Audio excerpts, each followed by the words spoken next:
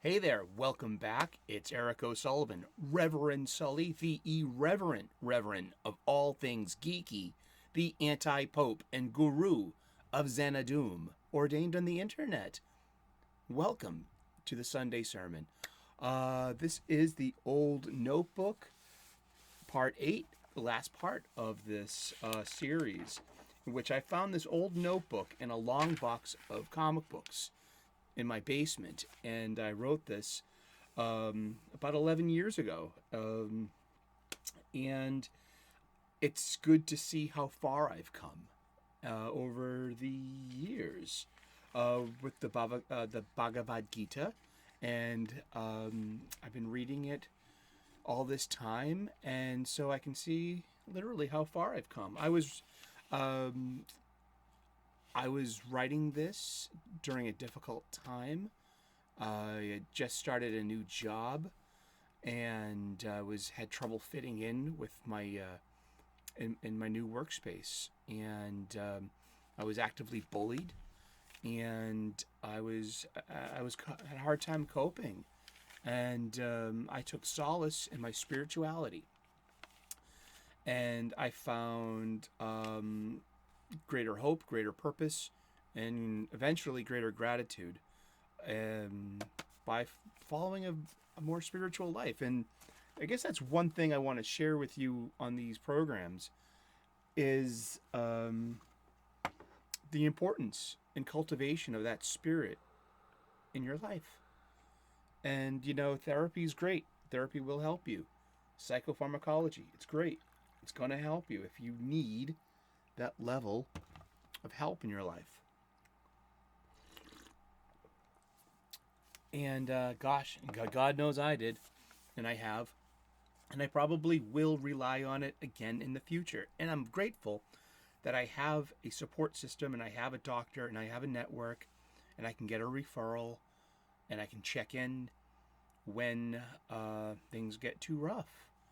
And but also a big and I think ignored part of that culturally today is spirituality, our sense of spirit, and our sense of connectivity. When we transcend the on off, the pleasure pain, the hot cold, the day night, the male female, the this and that, the me and the other, specifically when we stop seeing the other and we start seeing ourselves in that other.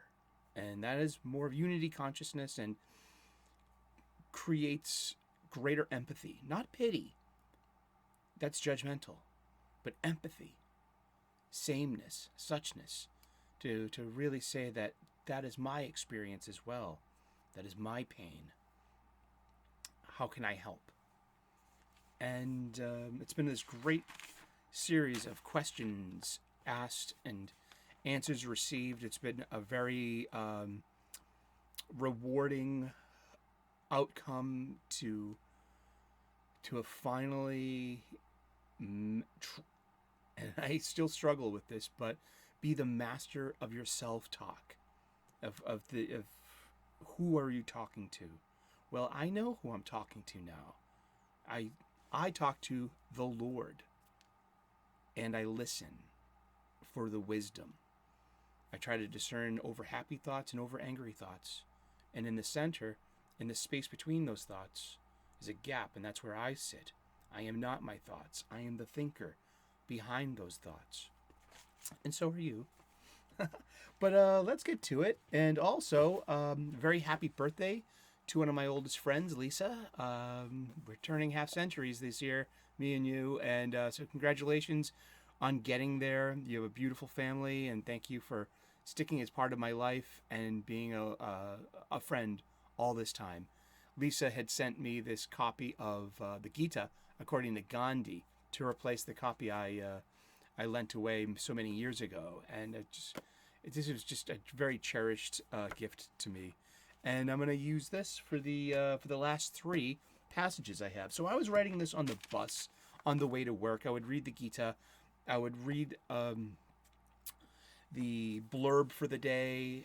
You can see that Gandhi has the Gita verse and then his elaboration. And so I kind of do the same thing. So let's get to it. This one is from May the 12th, 2011. So it's basically 2 weeks, 11 years ago. This time, around this time, yeah. So this is 11 years ago, and I'm really grateful that I stuck to it, and that I was able to do something with all this spiritual knowledge, with this amateur theologian node in my brain, with this ordained minister, this internet ordination that is pretty. It could be laughable, but actually, I have a notion that you just can't show up to a seminary or a monastery because you think it's going to make a great career. I mean, you need to have that calling first. And I'm a maverick. I'm an original. I defy definition, and I also defy cloistered thought. Yet there's nothing out there but cloistered religions. It's best to listen to them all, and maybe, just maybe, understand that they all hold a piece to the puzzle in the greater picture of life and spirituality. So let's get to it. This is chapter 9, verse 26, written on May the 12th, 2011. And here is this is Krishna speaking to Arjuna. And remember at all times that Sanjaya has been given cosmic vision as well, so he can report everything that's going on to the blind regent, Didishratra, and these are the 4 main characters of the Gita. So this is a really nice one that I've really has this is one of the transformative passages for me, and I'm happy to share this with you, because this is one of those keystones that lend power to the arches that support the next story that we build on. If that's a metaphor.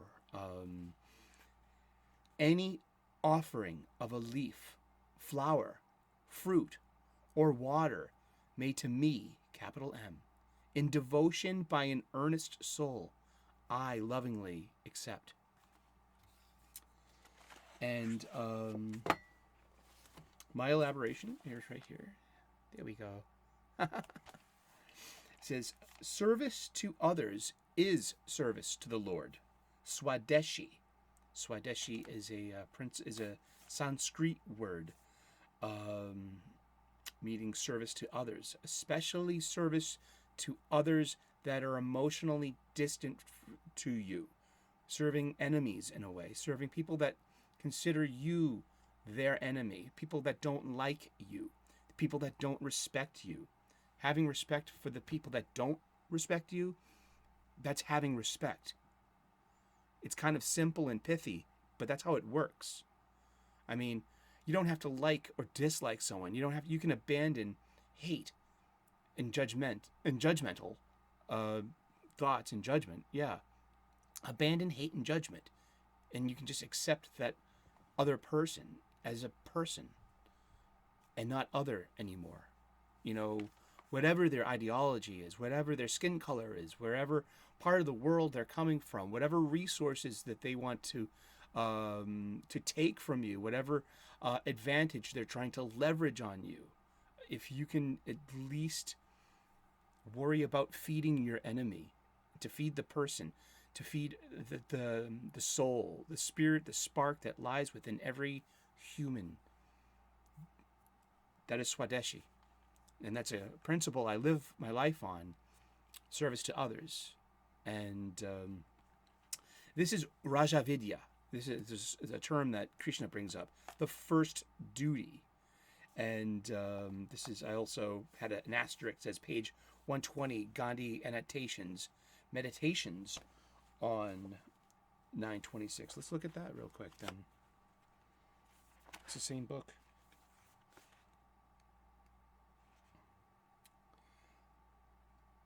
Our first duty is service. This is Gandhi talking, all right?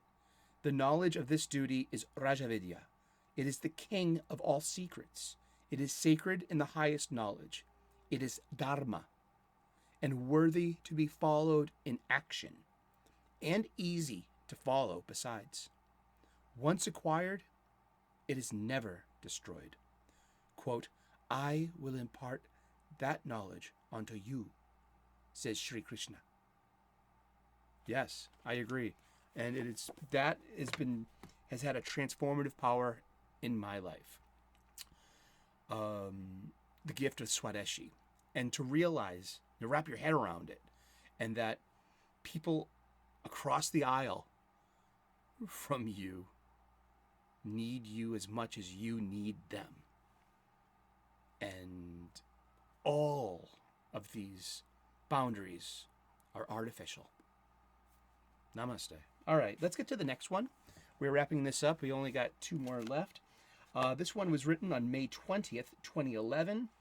And this is chapter 17, verse 3. And Sri Krishna says to Arjuna, and this is near the end, okay, so he's wrapping this up. Arjuna is snapping out of it. He's realizing, he's asking questions. He's asking for wisdom and guidance from his best friend, who is a god, and he's getting it. He's literally asking God for help, as we all do in our darkest hours, as we should do in our lightest hours, and we should most definitely never lose sight of in our neutral hours. And that's the best time to talk to God, not when you're needy, just when you just want to say, hey, I love you. That's, for me, the best times. All right, so this is 17.3, and I wrote this on May 20th. Sri Krishna, Sri Bhagavadgita says, the faith of every man or woman is in accord with their innate nature. Man is made up of faith. Whatever their object of faith, so is he. Well, it's all put in the masculine gender. I didn't want to mess. I don't even care about gendered language right now. I'm just reading the book. That's as it was written. And so, yeah, no. And I said simply, wow, nuff said. I'm a comic book fan. Nuff said means it's a Marvel thing. That means enough said. Yeah, enough said. Yeah, so what you believe in is what you are. Your reality, your focus determines your reality. That's a piece of wisdom I've heard over and over again. And the last one is from chapter 17, verses 14 through 19. And that will end this series of the old notebook and come to a close. So let me read this real quick. This is Sri Krishna speaking to Arjuna. 14 through 19. Homage to the gods, to Brahmins, to gurus, and to wise men, cleanliness, uprightness, brahmacharya, and non-violence. Non-violence. These constitute austerity. Tapas, meaning an offering. It means these constitute austerity of the body. Words that cause no hurt, that are true, loving, and helpful, and spiritual study constitute austerity of speech. Serenity, benignity, silence, self-restraint, and purity of spirit, those constitute austerity of the mind. This threefold austerity, practiced in perfect faith by men not desirous of fruit, of phalam karma, disciplined, is said to be sattvic, which means of sattva, meaning of good knowledge. Austerity, which is and one of the gunas. Austerity, which is practiced with an eye to gain praise, honor, and homage, and for ostentation, is said to be rajas. It is fleeting and unstable.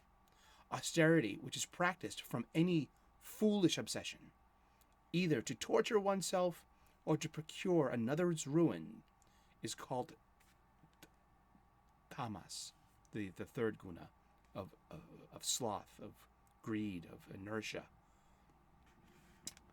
And a person who fasts for 100 days or keeps standing on one foot performs not sattvic, but tamasic tapas. That's a Gandhi elaboration on that. So it's better to aim for sattva, but the overall goal is to transcend all three of the gunas and notice how they work and move the energy of the world. And I say here on May the 22nd, 2011, the three austerities, their models, their intent under the lens of the gunas. Right, notice how the energy of the world, when things are good, things are bad, and things are neutral as well. And to transcend these gunas, O Arjuna, is something that Krishna has said over and over again in my life to me. And I identify with Arjuna, and I talk to Krishna in my head, in my self-talk, and that has been a great boon, a great gift, and a stabilizing force in my life. That I'm no longer fighting with exes or family members, or getting lost in imaginary dialogues of either hope or worry. I've combined hope and worry into a unitive force called vision. And now I can accept the sideways of life because it happens better, because I'm more prepared for it. I'm not worrying about it. I'm just mindful about the permutations of probability that shit can go sideways. It can. You're a chef. I'm a chef. You got 8 things going on literally at once. I mean, sometimes the pan does get too hot and you scorch it. What do? Do you start over again? Do you try to fix what you burnt? There are many things. And but this spirituality has been a big part of my life and a big part of my trade and a big part of my identity. And I'm very grateful for it. And I'm grateful for you, and thank you for tuning in. This has been the Old Notebook, Part 8. We have finished this series. Thank you for letting me share this with you in this time. If you're a spiritual person, and if you're distressed, if you feel like you're mentally ill, and therapy is just not getting the traction that you think you need, try spirituality. It's part of the mix. You're working on your mind, and your body will work on your spirit as well. It all adds up. I am blessed to have this information and to share it with you. Thank you so very much. God bless you. Namaste. Good luck. Like and subscribe if you could be so kind. I make daily content about pop culture, comic books. I'm a chef, so I share my cooking hacks with you. I'm a professional, I'm a professional chef, a line cook. I mean, my soup videos are pretty darn good. And I'm a spiritual guy. I'm an ordained minister. I was ordained on the internet at the Universal Life Church of Modesto, California, about 11:50 p.m. on 31st of March, 1998. And it's just an internet ordination, but I've performed 4 wedding ceremonies, a few naming ceremonies for infants, and being part of this nebulous spiritual culture that we have for kids who grew up in the cloister of their religion and kind of rejected it, but have spirit anyway and have a sense of spirituality. And I'm blessed to have a group, a sangha, a community to share this with. And I'm very grateful for you. Thank you so much for tuning in. This has been the Sunday Sermon with Reverend Sully. Thank you so very much for spending some time on your Sunday. If you're a spiritual person, then leave a comment in the comment section and share with me a slice of your spirituality and how it benefits you, What's your favorite prayer? How are you coming at it? Are you a Christian? Are you a Muslim? Are you Jewish? Are you a Buddhist? Are you a Hindu? This is the super mantra. This is my Om super mantra. Get it? I drew this, and you'll see this. This is like my channel's logo, and that's my story, and I'm sticking to it. Thank you so very much. Cheers. God bless, and I'll see you again. All right.